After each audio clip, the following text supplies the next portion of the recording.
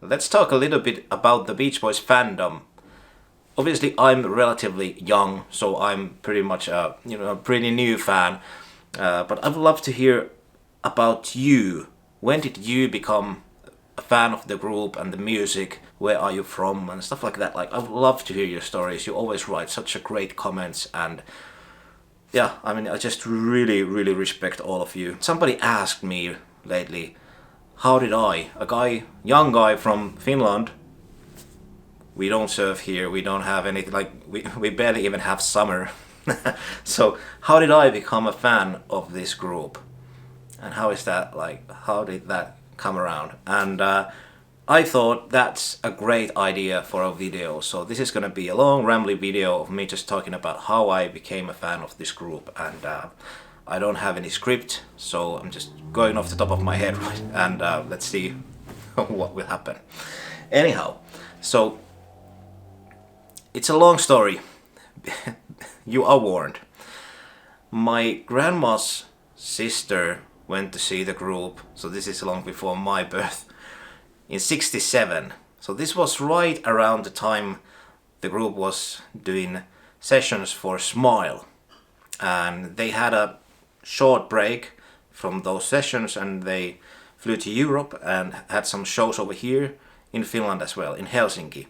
And I actually have the ticket somewhere. I have some memorabilia that I want to show you, but I don't have the ticket over here. But my grandma's sister gave the ticket to me a few years back, and I've kept it safe. It blows my mind that during the Smile sessions, they actually came to Helsinki. That was the first time that they performed in Finland. So they came to the capital of Finland and performed a little show over here at my old hometown, and it just blows my mind. Dennis was there and Carl was there, obviously. Brian wasn't there. He was working on Smile. But how cool. But anyhow, I have a little magazine review of this particular show over here. This is from a magazine called Menaiset, which is actually Us Women, in English. So it's a women's magazine. And it's from 14th of June 1967. And the concert was a little bit before that. I don't remember the exact date right now. But it's just a cool little review. It has some pictures from the concert. I doubt that these photos have been anywhere in internet ever before. So, take screen caps. I don't know the photographer. Does it say over here? I don't know. I don't think it even tells the writer of the story. No, weird. But anyhow, it's a fun review. It's funny how the writer says Dennis calls Dennis genius, and it seems the way that the Finnish audience wasn't really digging the show, and but the reviewer actually just praises them. But anyhow, then years went by, and the Beach Boys, for what I know, they never broke through like in any way in Finland. They had some minor hits in Sweden and Norway, I guess, and they performed more in Sweden and probably in Norway too. They were in Finland again in 1969, but then it took them until 1993, I believe, the year that I was born, to come back to Finland. And they did a big free concert in a park in Helsinki, and it was summer, and apparently there was like thousands and thousands of people. And even Mike has talked about that show later on, how he really loved that show and remembers a lot of it. I was born in 1993, and I lived my life happily as a little kid. I saw the movie Mr. Bean's. I'm not sure what the movie's name actually is, but the one with the painting. I loved Mr. Bean, and that movie has I Get Around on its soundtrack, and it's in a cool, funny little scene when they're driving around in Hollywood and stuff like that. And I loved that scene, and I loved that song. I didn't know it was the Beach Boys. I didn't know anything about the Beach Boys. My parents didn't listen to the Beach Boys. So I just loved that song in that movie. And then a few years went by, I saw Rush Hour films, both 1 and 2. So it was like in the early 2000s, and they both have the Beach Boys mentioned, and also they play their songs. And that stuck with me, somewhere in my brain.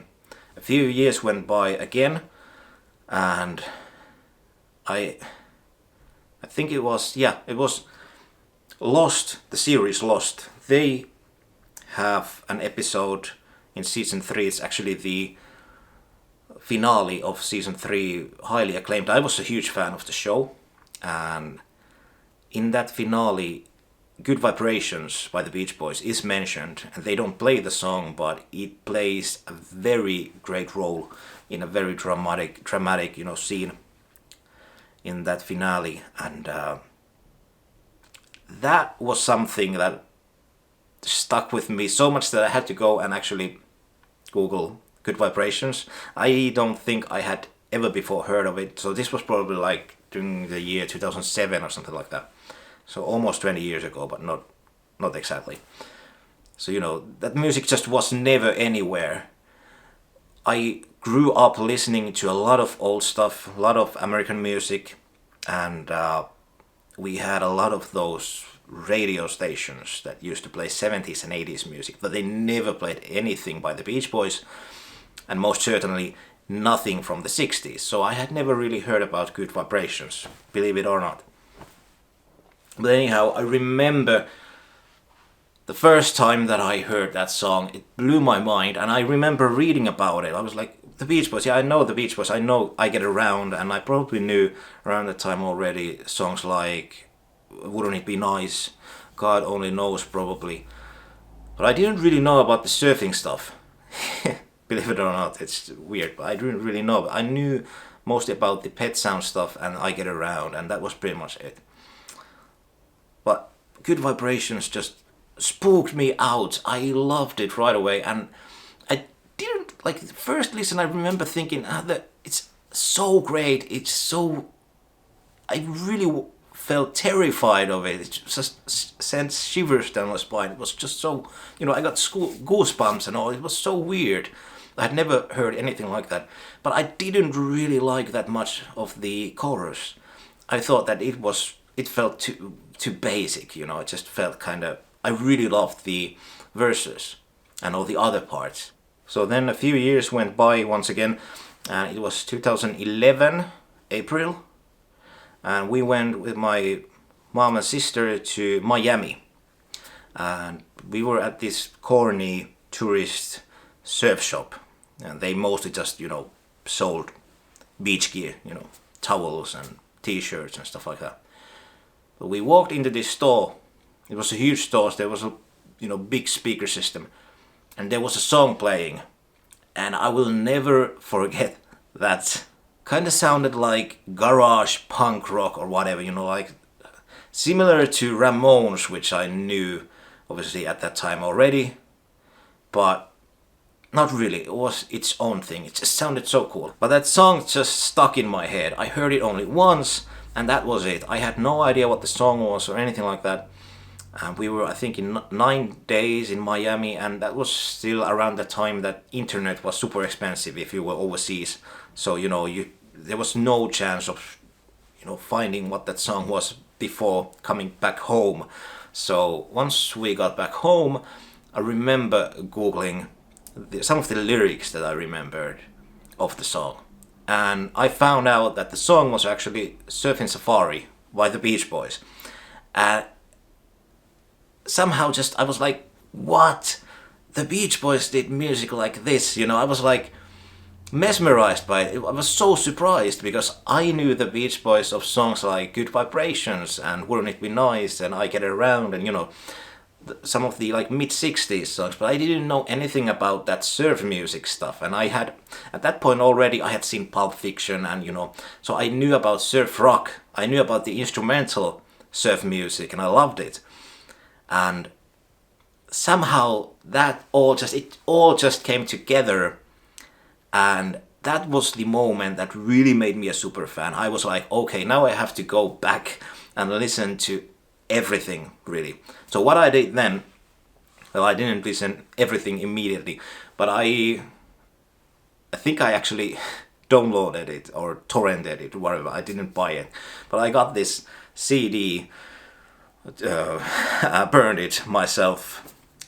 It was some of the, I think it was like some of the 90s collections.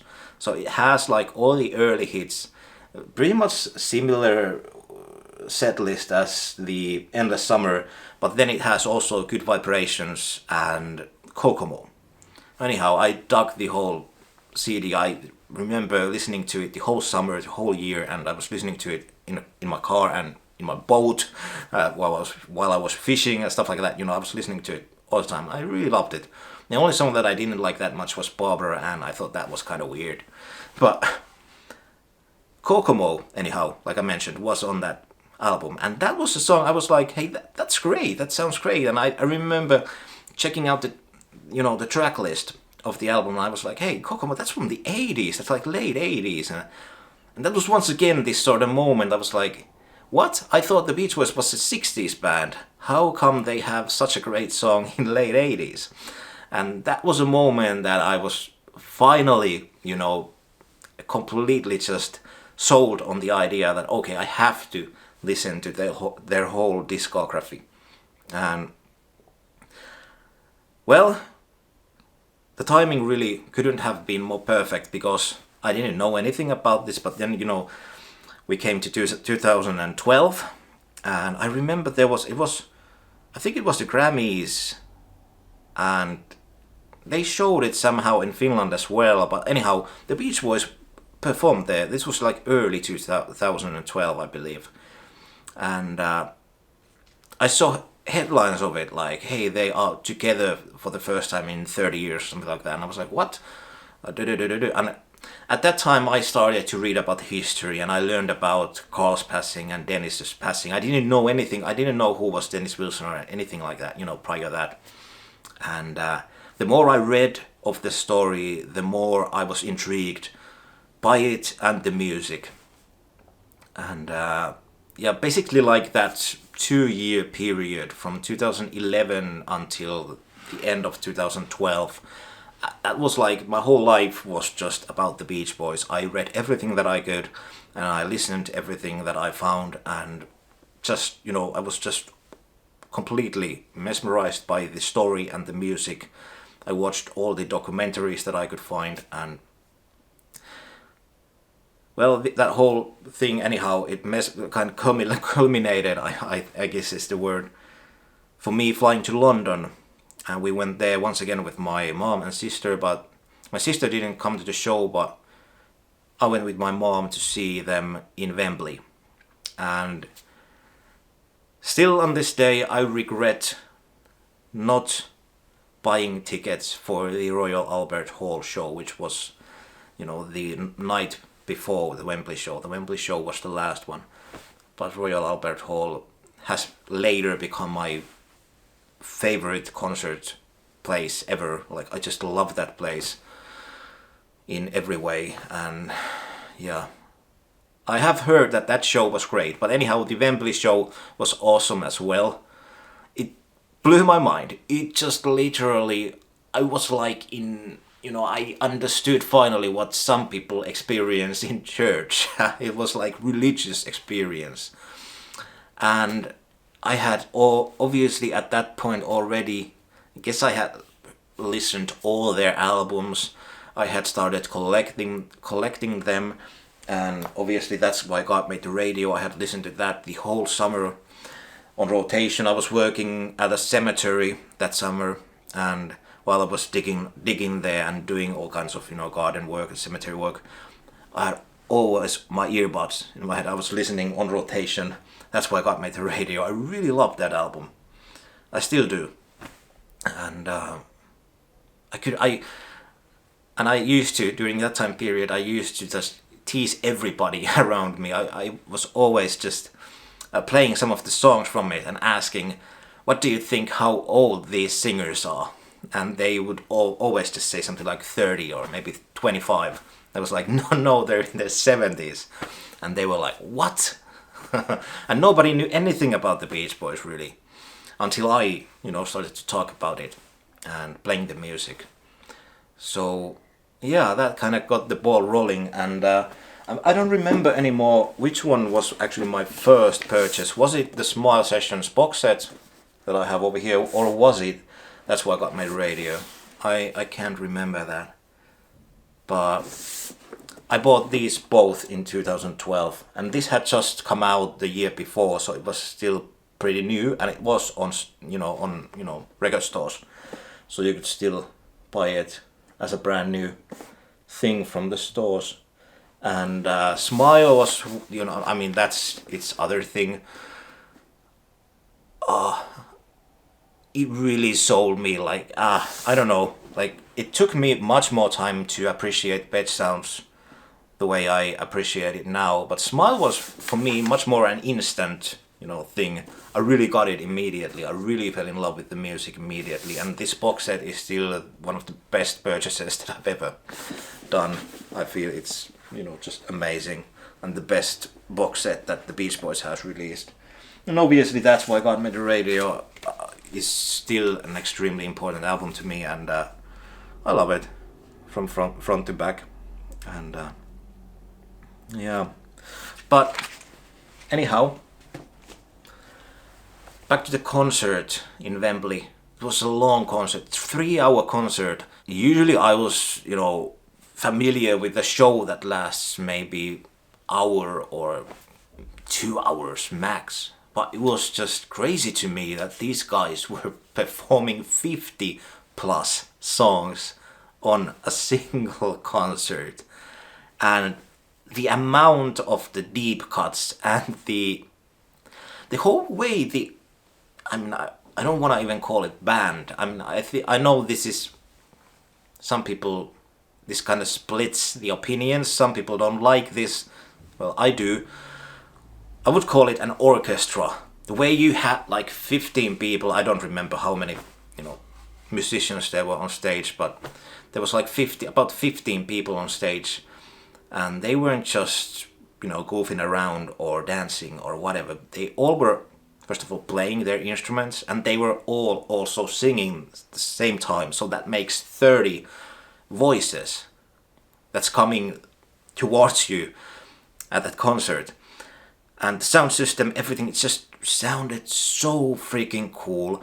And you could actually hear their, everybody's parts. You could hear all the guitars, you could hear all the, keys and everything.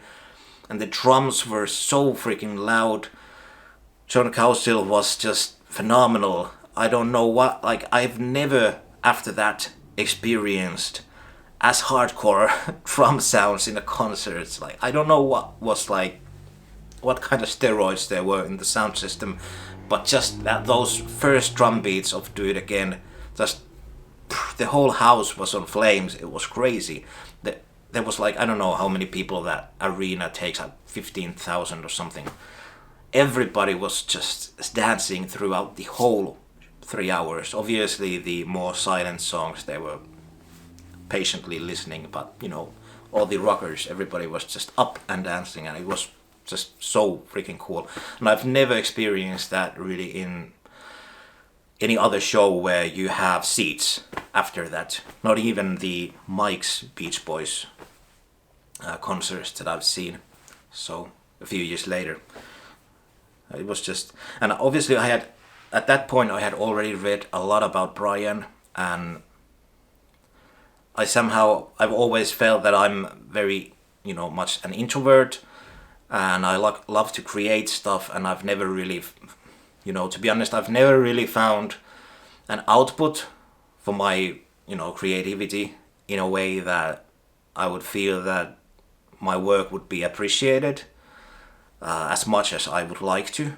I mean, there's been moments of it, but I always wanted to, like, when I was a kid, I wanted to be a filmmaker. I still kind of want to be a filmmaker, but at this point, as I'm 30 years old, and I have studied the business. I have worked in film business, and I've seen the the highs of it and the lows of it, and I've seen what it takes to survive in that business in this country. And it's really not for me. And I've had to, throughout the years, I've had to struggle with my own, how to find an output for my creativity. I've written a lot of stuff. I've written for magazines, and I've written a book that I still haven't been able to publish, and stuff like that. Like, there's been a lot of ups and downs in my personal life, and I always just felt that the story of Brian and his obstacles, and also I've been struggling with my weight a lot and stuff like that, and also mental problems. I've had depression, and so I very much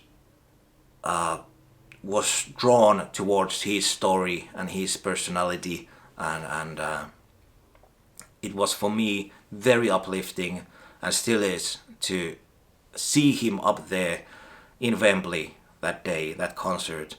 And then knowing the backstory, I was following the clips from that tour very eagerly, and I was always kind of checking out how Brian was doing. And on some shows he wasn't really on, he wasn't really doing much, didn't seem like he wanted to be there, and there was a lot of discussion about it. So obviously he's always been kind of like that, but it was kind of like back in the old days. And it must have been really hard for him, because it was just probably like last year, that I realized that it was the first full tour that he did with the Beach Boys. Mike and Al and Bruce was there also, since Carl's passing. Actually, like, since Dennis's passing, to be honest. Like, after that he was there only, like, here and there. He never was a full tour with them until the 2012 50th tour. So it must have been hard for him. A lot of memories coming back and stuff like that. But I don't know anything about that anyhow. But like, that from that very first second of that show, when everybody came on stage one by one and Brian was last, and he walked proudly to his piano, and I remember him like sitting down, and the camera was on him, so he was on the screens, and he just had this big smile. He was so confident, and the saddest thing about this was that the night before, there was this announcement that the tour was not gonna continue, that it was actually the end of the reunion. There was that, that announcement by Mike, and that whole thing, like, and there was this picture with like everybody else having a dinner except Mike and Bruce, or was it the other way around, that Brian and Al was missing? I can't remember anymore. But anyhow, it was on the headlines, and everybody knew that there was stuff happening within the group, and that dynamic, everything, they had arguments and stuff like that. It was, it was all over the place, and I was so freaking scared before that show that everything was ruined. But seeing just Brian coming there, and he had obviously just, thought about these things, and he probably knew at that point that that's gonna be his last time, sitting there and performing with the Beach Boys. And somebody might be thinking about that, whatever, like the Beach Boys, died already when Dennis died, or whatever. You could really sense it in the air that it was a farewell. And but it wasn't the sad farewell. Like, it was just, I've seen really everything recorded from Brian performing, and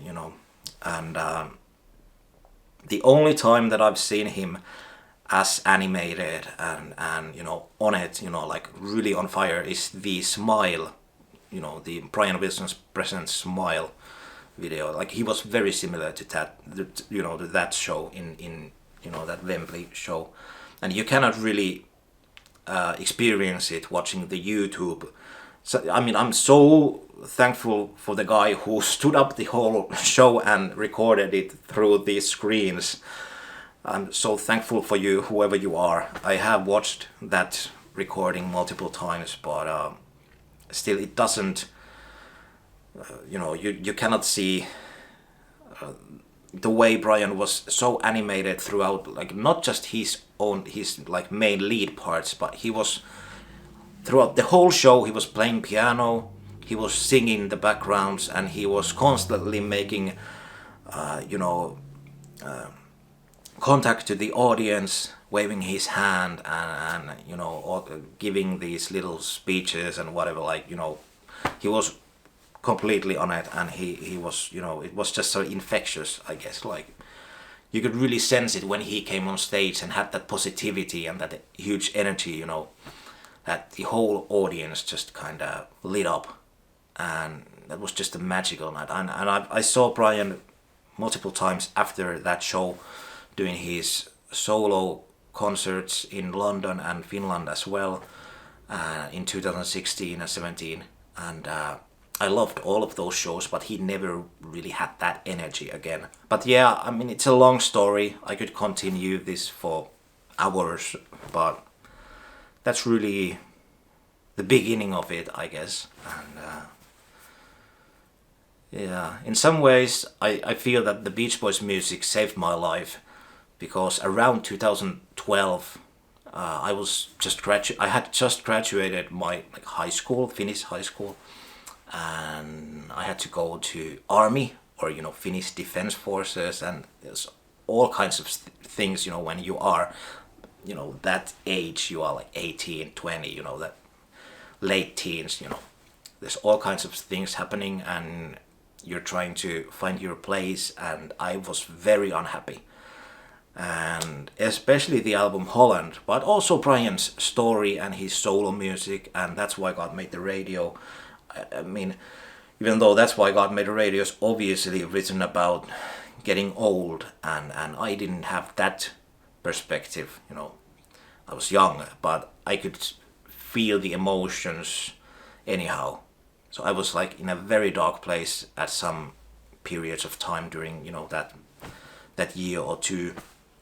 And like, I used to wake up and I just felt so unhappy, but I put on the Holland album and I would listen to that twice in a row. I would listen to it once, and then I would, you know, just flip it and listen to it again, and I would always cry around the end of the California Saga part, like, you know, or at the switch when it, you know, gets upbeat and you have that song, California, you know, On My Way to Sunny California, you know, somehow that moment just really struck me.